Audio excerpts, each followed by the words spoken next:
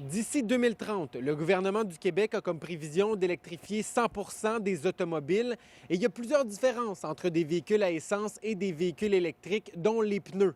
Mais quelles sont les réelles différences entre des pneus VE, donc pour véhicules électriques, et des pneus réguliers? Une voiture électrique, c'est plus lourd qu'une voiture à essence, mais pas de manière suffisante pour dire j'ai absolument besoin de pneus électriques.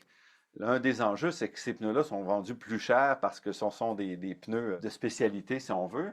Mais en réalité, on n'aura pas besoin d'acheter des pneus électriques, côté électrique, pour une voiture électrique. Vous avez décidé de choisir quand même des pneus qui ne sont pas spécialement pour des véhicules électriques. Est-ce que ça fonctionne quand même bien? Ben oui, j'ai vraiment pas de souci, là. Moi, je vois zéro différence, là. En fait, c'est totalement en question du poids, là. C'est pas une question de gaz ou d'électrique, mais les batteries pèsent beaucoup plus que sur un véhicule normal. C'est quoi la différence de prix entre les pneus que vous avez présentement et les pneus de véhicules à essence que vous aviez? Il doit y avoir un 30 de plus. OK, quand même. Mais tu sais, la qualité,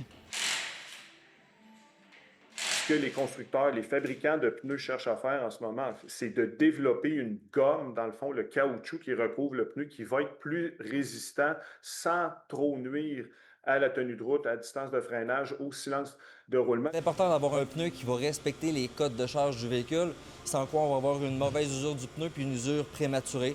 Donc le pneu, là, il n'atteindra pas la durée de vie qu'on attend de lui. Vu que les véhicules sont très lourds, les pneus sont beaucoup plus gros. C'est rendu que c'est des pneus en 18, 19, 20 puis même 21 pouces. Mais un véhicule électrique, ça a beaucoup de couple.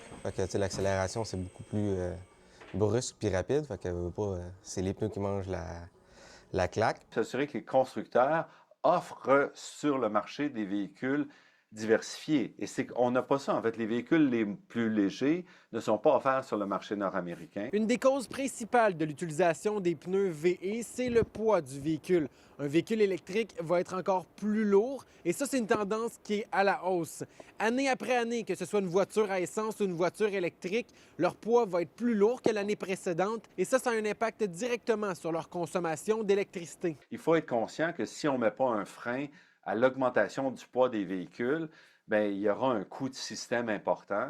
Un coût de système qui va être surtout l'hiver quand il va faire très froid, avec une demande déjà élevée. Il faudra en plus satisfaire des véhicules très énergivores. La capacité énergétique d'une batterie est nettement altérée par le froid. Ça, c'est bien connu depuis longtemps. Si on a un véhicule plus lourd qui consomme plus, bien, au moment où on a besoin de beaucoup d'électricité pour le chauffage des bâtiments, on aurait aussi besoin de plus d'électricité pour les véhicules électriques. Et ça va aussi avoir un impact direct sur les routes parce que plus le véhicule est lourd, il va créer des fissures et des nids de poules.